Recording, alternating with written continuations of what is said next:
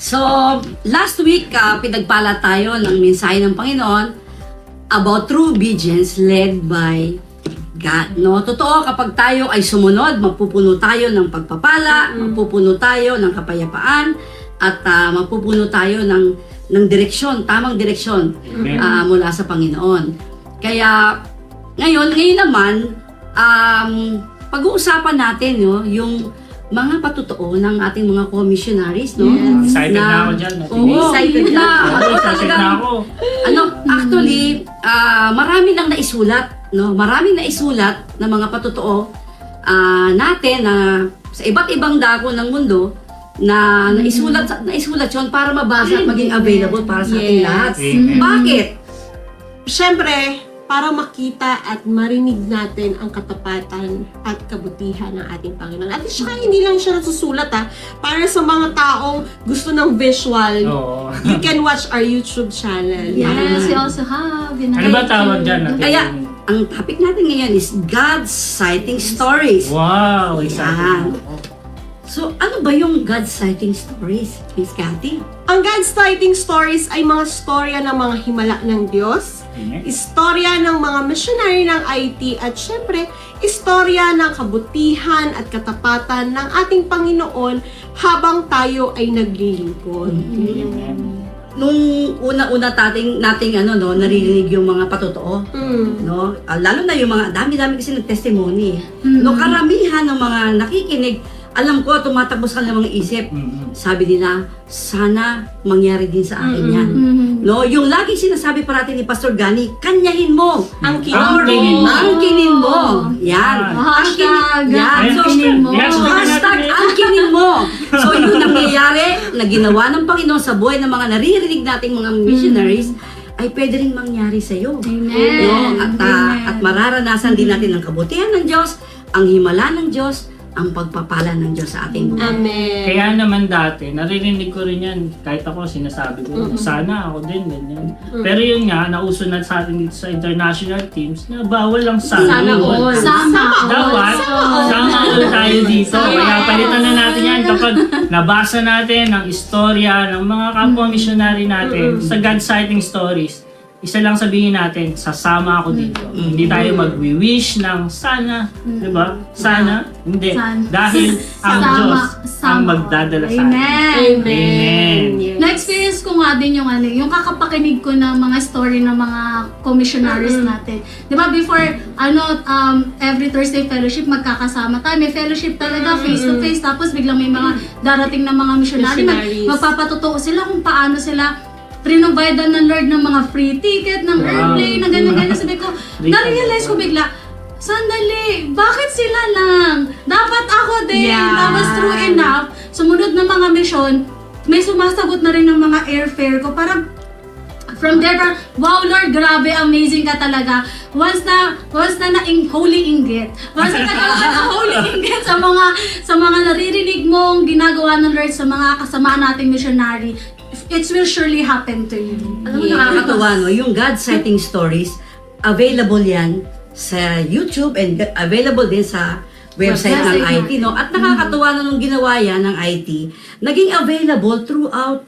the world, no? Sa buong mundo. At merong French translation. Grabe, no? Diba? So, sa mga nasa Paris dyan, so, para sa inyo. Hindi lang Tagalog to English kasi maraming nag-testimony ng Tagalog to English, no? Pero nakakatawa kasi naaabot ng iba't iba nating mga kaibigan, kamanggagawa. Hindi lang missionaries ang nakakarinig nito, no? Kahit yung mga nananalangin pa lang ng mga ordinaryong tao na basa nila at napanood nila, talaga mapagpapala talaga. Maging malaking pagpapala ang ginawa ng international teams sa pagsusulat. At praise God sa mga ginamit niya na may regalo sa pagsusulat at pag-i-interview. Kaya, puntahan po natin, no? Abangan natin. Baka sila naman sila. Siyempre, hindi natitigil yung stories. Hindi natitigil yung kwento ng katapatan ng Panginoon. Ito ay nagpapatuloy. Kaya nga, gusto natin marinig yung mga stories na At saka, hindi pare-pareho. Laging may bagong nararanasan himala. Diba? Special lang yung pagkilos ng Lord sa bawat isa sa atin. Pero parang isa lang lagi ang naririnig kong pare-pareho. Yung unang sinasabi nila, yung wala naman po akong pera eh. Tama. Sa katunayan, sabi nga ni Kuya Gerald, no, na yung pagpapala at yung mga milagro, hindi lang yung milagro nung araw, kundi yung present. Sa katunayan, gusto ko mag-testimony sa bagong himala ng Panginoon, regalo ng Panginoon, ng bagong rubber shoes, at talagang fresh. No, na ang Diyos natin nagpapala noon ay nagpapala rin hanggang ngayon. At yung rubber shoes niya ay dahil bago, hindi niya po sinusuot. Special, yung occasion niya yun. Gagamitin ko yan sa Thailand. Kaya naman napakaganda nung hashtag natin ngayon. Yung hashtag ang tingin mo. Dahil laging may bagong hinanda ang Panginoon. At i-claim mo na mangyayari din yun sa'yo. Sunod, ikaw na papakinggan namin. Ikaw na. Kwento mo na. Kwento mo na. Kung hindi ka pa humahakbang ngayon, paghakbang mo, di ba?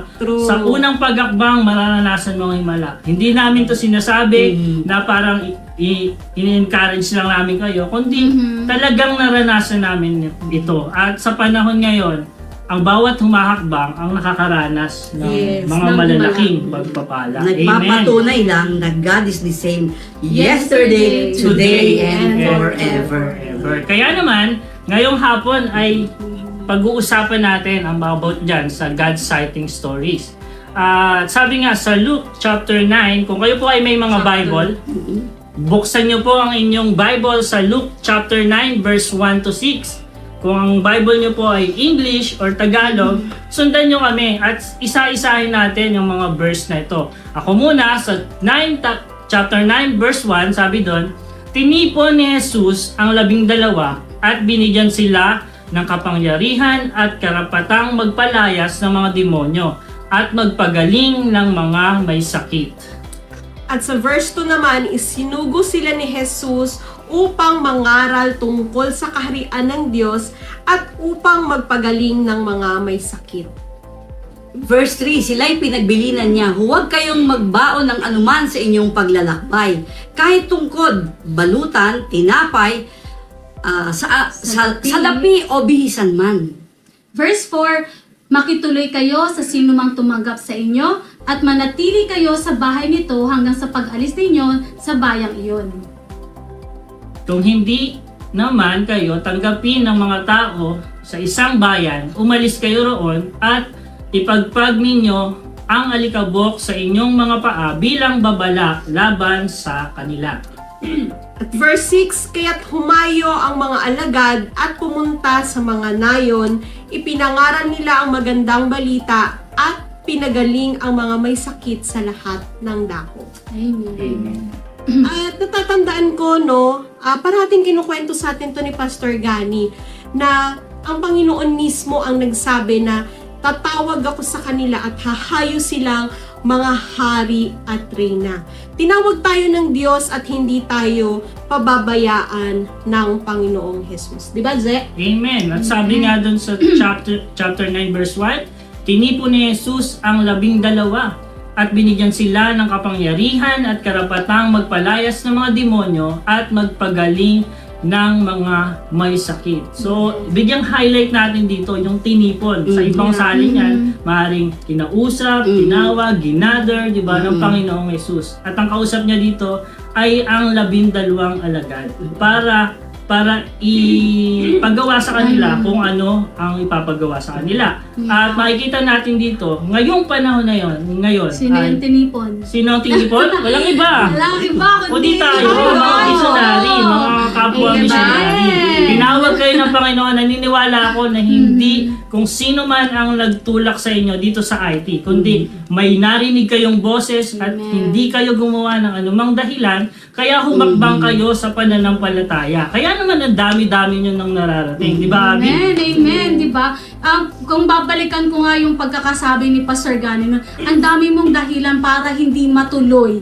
Pero tumuloy ka. Kaya ibig sabihin, kasama ka sa tinawag ng Panginoon. Amen. Diba? At saka bigyan nating highlight dito yung sinabing binigyan sila ng kapangyarihan at karapatang magpalayas ng mga demonyo at magpagaling ng mga may sakit. So, all the authority was given to them. Amen. Diba? All available. Lahat ibinigay sa kanila ng Panginoon. That you can say to that evil, get out. Diba? Ako naman nakita ko naman, ang siyang tumawag ang Panginoon. No? Amen. Hindi lang kung sino-sino. Kaya pag ikaw tinawag ng Panginoong Jesus, alam mo na maganda ang mangyayari. No? Amen. Sabi niya, binigyan tayo ng kapangyarihan. Available na lahat sa kamay natin. Nung tayo ipinahayo ng Panginoon, hindi tayo pinahayo ng empty-handed. Empty-handed, Talagang yes. pinuno niya tayo, pinuspos niya tayo. Para saan? Hindi lang para magpalayas ng mga demonyo. Bakit kailangan palayasin ng mga demonyo? Gusto niya makaranas sa mga tao ng kalayaan. Amen. Maranasan ang panibagong buhay Amen. at kagalingan sa mga sakit na umaalipin sa kanila. At ialis sila dun sa kadiliman. Amen. No? Sa Amen. liwanag. At i-share ko lang yung testimony ni Pastor Nilo Panganiban. Kasi siya daw ay tinulak lang ni Pastor Nelia. Pero pagkalaon na naunawaan niya na hindi pala siya tinulak. Kundi pwede naman siya gumawa ng dahilan para hindi tumuloy. Pero ngayon, makikita natin, ano siya, in demand siya para sa mga training. Gamit na gamit yung mga testimony niya. At pag narinig natin ang testimony ni Pastor Nilo Panganiban, hindi ko lang alam kung mapapaupo ka pa niya. Kasi talagang may Grabe point si Lord. na wala siyang damit, di ba yung sa Taiwan? Oo. Naiwan yung ano Grabe niya. yun. Yung maliit. Yung maliit. Tinakbo ng taxi. Oo, tinakbo ng taxi. Tama. Tapos, Pero speaker grabe. pa siya. Speaker pa siya sa Taiwan. Pero yun ang testimony niya na kahit daw iniwan yun, tutuloy ako. O, diba? At Blend na siya ng maraming damit. Oo, blend siya ng maraming Grabe si damit. Lord. Isa pa lang yan. Oo, isa pa Dahil lang yan. dahil tinawag tayo ng Panginoon, di ba? Lagi sinabi kay Pastor Gani na revelation ng Panginoon Yes. na hahayo silang mga hari at Hari at reyna. Ang Wow. ibig sabihin, talagang itinataas ng Panginoon ang kanyang mga hinirang. Amen. No, hindi tayo yung mga hindi tayo yung mga tinawag tapos manghihingi lang, Oo. kundi talagang Lalabas pinagpala, tayo at hari at punong-puno reyes. ng Pagpapala. Pagpapala. Tsaka, speaking of manghihingi lang, di ba, narinig natin nun sa pag-argument niya ni Pastor Gani kay Lord, sabi niya, yung sa 3 dalaga na pupunta sa kayo doon. Parang ikaw na. Diba? Oo. Sabi niya, Matagal lang dalaga. 3 dalaga naman ang sabi niya. So, sabi niya, Lord, kung papayagan ko to, pero pag to kumain ng sa basura, hindi ko na itutuloy ito. Pero tignan niyo naman, may bagong shoes. Malusog.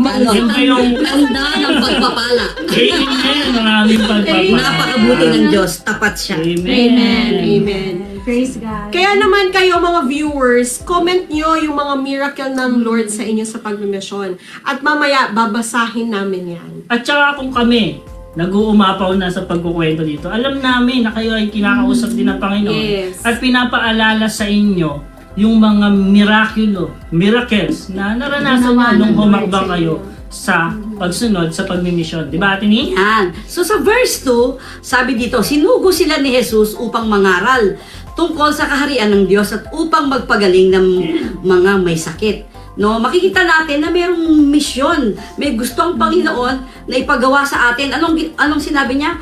Isinugo tayo ng Panginoon para mangaral tungkol sa kaharian ng Diyos at upang magpagaling. No? Nakita natin, ang pananampalataya nagsisimula sa pakikinig ng salita ng Diyos. At sabi doon, upang magpagaling ng mga may sakit. Alam mo, naalala ko, yung kwento namin, matagal na to sa Badyaw. Meron po kaming isang bata doon na tawag namin sa Badyaw is Pengka, ibig sabihin, crippled siya. So, hindi siya nakakatayo, naglalakad siya ng hawak ang kamay niya sa lupa, tapos yung kalahating paa niya, talagang gumagapang. Talagang ramdam na ramdam ko yung awa at compassion sa bata. Sabi ko, Panginoon, pagalingin mo po siya. Lagi silang umaatin sa praise and worship, doon sa ating worship service. At one day, nung sabi namin, magtiwala lang, patuloy lang manampalataya at manalangin kay Jesus. Umalis kami, after 2 weeks, punta kami ng Palawan, meron kaming exposure doon, and pagbalik namin yung nanay, takbo ng takbo, Ate Ning! Yung bata, nakakatakbo na. Praise Grabe, God. no? Grabing Grabe. kalayaan mula sa sakit na Amen. inabot ng Panginoon. Bakit? At ang mga magulang noon ay nagsuko ng buhay sa Panginoong Jesus. Amen. Ay, grabe, no? At binigyan ng kapangyarihan ng Panginoon upang gumaling ang mga may sakit. Kaya yung mga may sakit po dyan, lahat po tayo ay sinugo ng Panginoon at sa pananalangin natin, sa pananampalataya natin sa Panginoong Jesus, kung ano man ang iyong nararamdaman, ihawakan nyo po, ipag-pray nyo, at manampalataya kayo, gagalingin kayo ng Panginoon. Dahil nga, sinabi sa verse 2, isinugo sila ni Jesus upang mangaral tungkol sa kaharian ng Diyos at upang magpagaling ng mga may sakit. Tayo, kaninong disciple ba tayo? Panginoon. Ito, di ba? O, ibig sabihin, play Kasali tayo dyan. Oo, kasali tayo dyan. Lahat tayo. Basta Yan sa ang pangalan mission ni natin. Jesus, sa pangalan ni Jesus. Saka ginagamit din talaga ng Panginoon yun, no? Na pambukas sa isang komunidad, sa isang pamilya. No? Marami tayong karanasan, no? Na lalo na yung mga tribo na hindi sila naniniwala sa mga doktrina lang, pero nung namanas silang kapangyarihan ng Panginoong Jesus, kayang magpagaling, magpalaya, nakita nila na Amen. buhay at Buhay kapalaran talaga ng ang Diyos. Panginoon. Amen. Kaya sarap mag-mission. At balik natin doon, no? Sabi kasi doon is upang mangaral tungkol sa kaharian ng Diyos. Kaharian ng Diyos, i-highlight natin yan. Kasi ang dami ngayon ng pinaghaharian ng hindi totoong Panginoon, hindi totoong Diyos. Yeah. Kaya tayo po na tinawag ng Panginoon ay huwag mahiya na i-share at ipangaral ang kaharian ng Diyos doon sa mga hindi pa nakakarinig. Dahil yan din naman talaga ang mission natin. Sumunod sa Panginoong Jesus, di ba, Abby? Yes. Amen. Kaya nga, di ba, kaya tayo hahayo. Amen. Kaya tayo magmi-mission. Para maranasan nila ang kagalingan, maranasan nila ang kapayapaan mula sa Panginoon. Kasi the more na maririnig nila ang salita ng Diyos, ang kaharian ng Diyos, mararanasan nila si Jesus. Yeah. Tayo yung magiging instrumento niya. Parang one time na nasa Cambodia ako, may pinuntahan akong bayan doon. Hindi ko alam kung bakit ako nandoon, but then, kahit pagod na pagod ako ng time na yun. Tapos one time, may nakakwentuhan ako. Siya pala yung dahilan. Kaya pala ako pinadala doon ng Panginoon. Para maranasan niya yung kailangan niya o marinig niya yung salita na kailangan niya at saka maramdaman niya yung comfort na kailangan niya mula sa Panginoon. Kaya talagang yung obedience natin napakahalaga. Kaya talagang mag-mission tayo kasi talagang maraming tao nangangailangan sa Panginoon na tayo ang magdadala para maranasan nila. Marami ang hindi pa nakakakilala at hindi Amen. pa nakakapakinig. Kailangan dumating ang paghari ng Diyos sa bawat puso ng tao. Amen. At balikan naman natin dun sa verse 3 ng Luke chapter 9. Sabi doon, sila'y pinagbilinan na huwag kayong magbaon ng anuman sa inyong paglalakbay, kahit tungkod, balutan, tinapay, salapi, o bihisan man. Yan ay totoong-totoo sa akin nung sumunod ako sa Panginoon. Kung titingnan niyo po ang itsura ko noon, 10 years ago. Magdududa kayo. Wala. Ano ba yan? Tawag doon? Missionary ba talaga yan? Diba? Pero ngayon, makikita niyo naman, pati yung pamilya ko, yung asawa ko, yung anak ko, ay nararanasan din yung pagpapala. Isa lang din ang natutunan ko sa verse na to, na anuman yung pangangailangan natin, di ba? Di naman talaga literal na wala kang dala, di ba? Pero sabi diyan, anuman ang dala-dala natin o yung pinaglalaanan natin ng pagtitiwala, iwanan natin yan.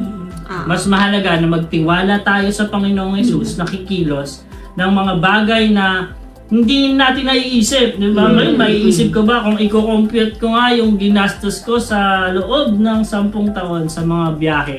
Nako, siguro maganda na yung Thank you Lord na lang. Oo, thank you Kasi Lord na. Maganda na lang yung na. bahay namin. Pero ang Panginoon talaga ang nag-provide ng mga pangangailangan Lahat ng mga natin. pangangailangan Diba? natin. Amen. Babi? Yeah. Ang nakita ko naman sa verse na to, yung pagiging specific ng instruction ni Jesus. Amen. The more na, tsaka yung sa pagsunod. Kasi naniniwala ko na pag may instruction si Jesus, kung ano yung pinapalit go niya, dun siya may ipoprovide. Yes. So katulad nito, di ba, sabi niya, huwag kayong magdala sa inyong paglalakbay ng tungkod, balutan, tinapay, salapi, o bihisan. Ibig sabihin kasi meron siyang ipoprovide. Meron siyang ibibigay. At laging, sobrang special nun pagka sumunod tayo sa Panginoon dahil may, for sure, may gagawin siya at mararanasan natin. Yes. Ako ang nag-struck sa akin, actually hindi naman talaga literal yung mga sinabi dito eh.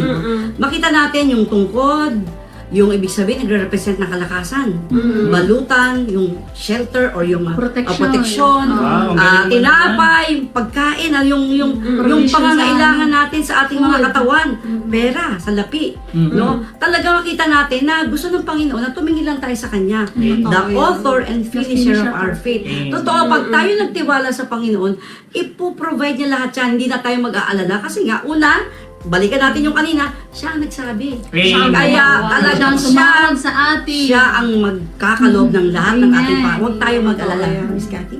Ako naalala ko nung una akong tinawag ng Panginoon. Syempre, parang ano yun eh, pag tinawag ka ng Lord, mabilisan. Yung parang in the stop of his fingers, parang, missionary na ako, parang ganun. So, nag-resign ako sa work na walang ipon, walang lahat, walang everything. So, talagang iniisip ko yun. Sabi ko, Lord, paano na ako nito? Paano na yung pagkain ko? Paano na yung lamit ko? Paano na yung... So, lahat, questionable. Pero alam nyo, nakita ko yung katapatan ng Panginoon kasi simula nung tinawag ako ng Panginoon, hindi naman ako nagka-problema sa susuotin kong damit. Hindi naman ako nagka-problema sa kakainin ko. In fact, mas lalo akong lumaki ngayon. So, talagang... Wala ring trace. Walang trace. Kaya, kumbaga, siguro, ang gusto lang talaga, ang inaano lang sa atin ng Panginoon dito, ina-assure lang sa atin ng Panginoon na wag kang matakot, wag kang mamroblema. Dahil ako ang bahala sa iyo. At ini-encourage ko po kayo na nanonood sa amin ngayon, dyan, dahil gusto ko na angkinin nyo. Kaya nga sabi natin, hashtag angkinin natin ito. Diba? Yung mga storya na to, naranasan namin. Kaya lagyan natin sa ating mga puso. Kaya tuwang-tuwa kami pag ito ay sinishare natin. Bakit? Bahagi natin. Kasi sinishare natin yung kabutihan ng Panginoon. Kumbaga, ito nararanasan namin ngayon na maaari nyo ring maranasan at maaari nyo ring maramdaman kapag kayo ang tumugon sa tawag ng Panginoon. Claim it! Angkinin natin ito. So, sa verse 4 naman, sabi dito, makituloy kayo sa sino mang tumanggap sa inyo at manatili kayo sa bahay hanggang sa pag-alisin nyo sa bayang iyon. Kung hindi naman kayo tanggapin ng mga tao sa isang bayan, umalis kayo roon at ipagpag ninyo ang alikabok sa inyong mga paa bilang babala laban sa kanila. Alam mo, itong verse palang pinanggalingan ng lagi sinasabi natin na men and women of peace. Sila yung mga taong inihanda ng Panginoon bago ka pa sumunod, bago ka pa magsabi, bago ka pa mag-respond kay Lord na yes Lord, I will obey you. Naka-ready na yung mga taong inihanda ng Panginoon na gagamitin niyang para magpala sa atin. No? Nakakatuwa, no? Kasi talagang yung karanasan ko rin na mga pinadala ng Panginoon na sa lahat ng mga pinuntahan kong lugar, no, Indonesia at yung iba pa, no, talagang nung simula ko nag-obey ako, doon dumating.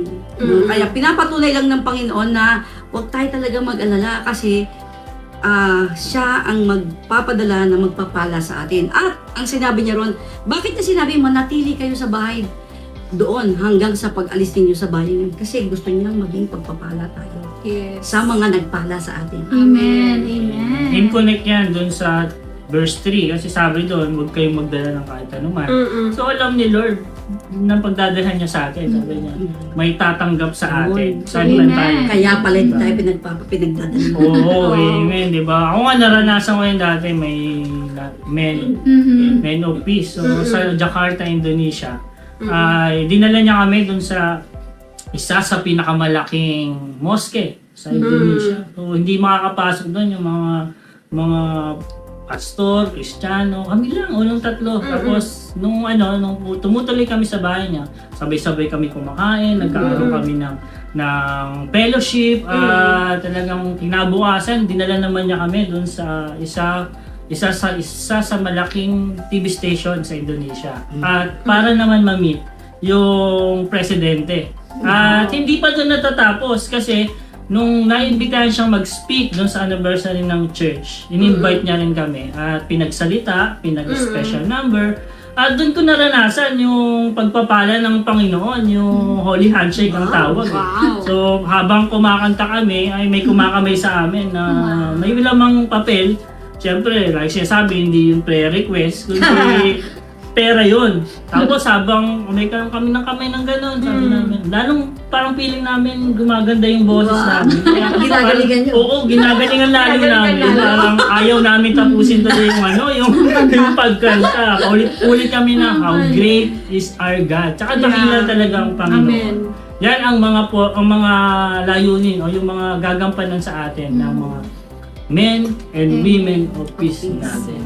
Tunay nga talagang may inahanda si Lord ng mga tao sa lugar na pupuntahan natin. Amen. Na-experience ko naman yun sa Brunei. Wow. Yung alam mo, sa Brunei sobrang hirap kumuha doon ng tourist visa. Kumbaga, pag pumunta ka kasi doon, meron tayong free visa pagdating doon. Pero, nakabase yun sa pera mo. Kung gaano karami yung pera mo, gano'n din yung ang tagal ng stay mo sa bansa nila.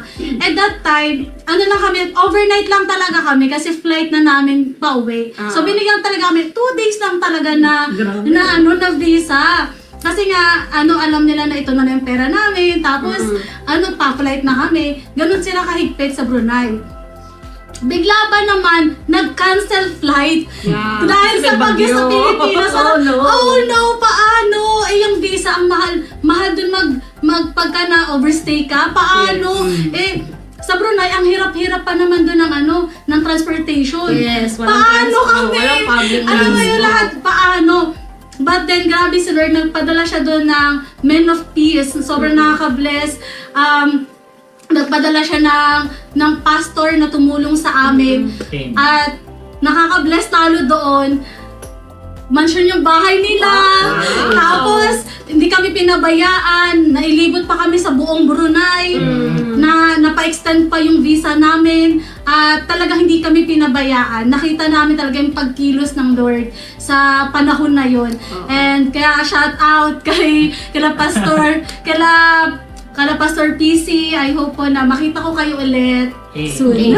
Speaking of Totoo yung salita ng Diyos na may hinanda ang Panginoon na sasalubong sa nakahanda na yun. Sumusunod. Oo, naalala ko kami nung tawag dito, nagpunta ako sa Netherlands. Wow, Netherlands! Oo, diba Netherlands? Nung nagpunta kami sa Netherlands, meron ding nagkup-kup sa amin na pamilya. Sila nagpakain sa amin. Di syempre, Europe yun, di ba? Alam mo, mahal-mahal ng mga mahal-mahal ng mga bilihin. Makakarating ako dyan. Amen! So, pinakain kami, doon kami tumira sa kanila for ilang months. Isang buwan din yata ako doon tumira. O, di ba? Isipin mo yun, isang buwan nakatira ka sa Europe. Tapos, ang nakakatuwa, bago kami dumating, nag-a-apply na sila ng parang bahay. Yung parang kanila na yung bahay. Hindi na nila uupahan. Pero laging nagkaka-aberya, laging nagkaka-problema, laging nadi-deny, ganyan.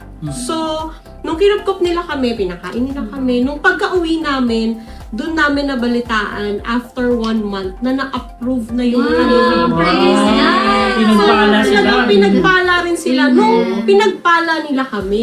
Katulad ng sinabi nung sa buhay ni Abraham, no? Sabi ng Panginoon, blessed to be a blessing. Kung sino yung, ipapagpalain, I will bless those who bless you, no? So, kapag may nagpala sa atin, sigurado ibabalik ng Panginoon. Isang maiksing testimony, no? Minsan hindi lang material ang binabalik ng Panginoon, no? Meron kaming kaibigan sa Indonesia, pastor sila, simple lang sila, but they decided to support us. Matagal sila nananalangin na magkaanak. Matagal. Tapos syempre, naging kaibigan namin sila, lagi namin silang pinapanalangin, and dumating yung panahon na na nagkaroon po sila ng anak. Hindi lang isa, nagkasunod-sunod ang anak nila. Wow. Grabe yung blessing ng Panginoon, no? Oh, diba? Binabalik talaga niya. Totoo talaga ang Panginoon. Amen. Kaya sabi nga sa Luke chapter 9 verse 6, nawa po ay mag-focus po tayo dito sa last verse na to. Kasi dito natin makikita yung part natin kung ano ang dapat natin gawin. Sabi po sa verse 6, kaya't humayo ang mga alagad. Wow, alagad. Dito makita natin 12 alagad ang pinakausap ng Panginoon. Pero ngayon, ilan ang nanonood sa atin ngayon? Ang dami. Uy, ang dami. Kaya dito. dapat humayo ang lahat ng alagad ng Panginoong Yesus Amen. at pumunta sa mga nayon, pinangaral nila ang magandang balita at pinagaling ang mga may sakit. Gawin po natin seryoso ito. Tanggapin nyo ang mensahe na to ng may kaseryosohan. Dahil alam po natin na sa mundo natin ginagalawan, napakalakas ng pagkilos ng mga unbeliever. Amen? Napakalakas ang pagkilos ng mga hindi mananampalataya sa Panginoon. Kaya tayo na tinawag ng Panginoon ang gagamitin para mahango sila, may alis sila doon sa kanilang kalalagyan. Naligtas tayo, hindi para maligtas lang. Naligtas tayo upang ibahagi ang kaligtasan na natamo natin. Para po sa lahat ng mga simbahan, continue nyo po ang pagtawag o paghayo, pag-evangelize dun sa mga tao na hindi nakakilala sa Panginoon. At i-continue nyo din yung pag-equip sa mga ito upang maipadala din naman natin sila doon sa mga dapat padalhan. Ang liwanag ay nararapat lamang sa kadiliman. Ang mga liwanag ay hindi itinatago sa ilalim ng upuan o sa ilalim ng lamesa. Ito ay dinadala kung saan ito dapat nagliliwanag. At ang bawat isa po sa atin, may taglay-taglay po tayong liwanag. Ang Panginoong Yesus, ibahagi natin sa buong mundo. Diba, Ate Cathy? Amen. Kaya naman, yung mga nanonood dyan, no, na part ng International Teams Philippines, madami na po tayo, ilang libo na po tayo na missionaries ng International Teams. You do your role. You act on your role. Gawin po natin kung ano yung role na dapat nating gampanan. Kaya naman, we encourage you to join our Global Mission Summit para ma-reignite yung passion ninyo, ma-reignite ang puso ninyo, muling mabuhay kung bakit natin ito ginagawa. Mabuhay sa puso ninyo kung bakit natin ito ginagawa. At ini-encourage namin kayo na samahan kami sa Global Mission Summit on June 24 sa Nueva Vizcaya at sa August naman sa Baguio at sa September sa Bacolod. So, ito po ginagawa natin ang Global Mission Summit para yung passion po natin into global mission ma-reignite, mabuhay muli ang ating passion sa paglilingkod. Speaking of role, sabi mo nga, Miss Cathy, no? Para sa ating mga nanonood, and we're calling sa lahat ng mga supporters po, yung mga nag-sign up dyan, na we want to be a support or supporters, no? Meron po tayong upcoming The Result, katulad sinabi nga ni Miss Cathy, kasunod po yun ng Global Summit. Pero ito po, meron po tayong ngayong June 25 sa Vizcaya po, na so ini-invite po namin kayo na alalayan po kami dito, samahan niyo po kami. At share your resources para po magbigay po tayo ng pag-asa sa mga lugar na pupuntahan po natin sa Vizcaya, and then we will minister to the children, and yung communities po natin ay meron din tayong medical mission, and makaministeryo po tayo sa komunidad po. Paano ba sila magbibigay? Yan, so tingnan nyo po sa baba, screenshot nyo po yung ating ways how to support or to send your support, at ilagay nyo lang po designated for The Result. Thank you po in advance. Amen! At ini-encourage ko naman yung mga kabataan dyan, mga young professionals na iba din ang on fire ng mga katulad ko dyan na mga kabataan at young professionals. ini-encourage ko kayo na magpatuloy tayo sa pagmi-mission. Yung talento na binigay sa atin ng Panginoon, Amen. ibahagi natin, dalhin natin sa bansa-bansa. Ipamahagi natin, ituro natin, i-inspire natin ang mga ibang nationalities na sa gantong edad, God can use us. So, ini-invite ko rin kayo sa susunod po natin na fellowship next Thursday. Huwag po kayo mawala. Mag-invite po kayo kung paano kayo na-bless ngayon. Ibahagi niyo po sa ganun, mas marami mapapagpala. Kaya naman, Abante tayo! We will bless the world!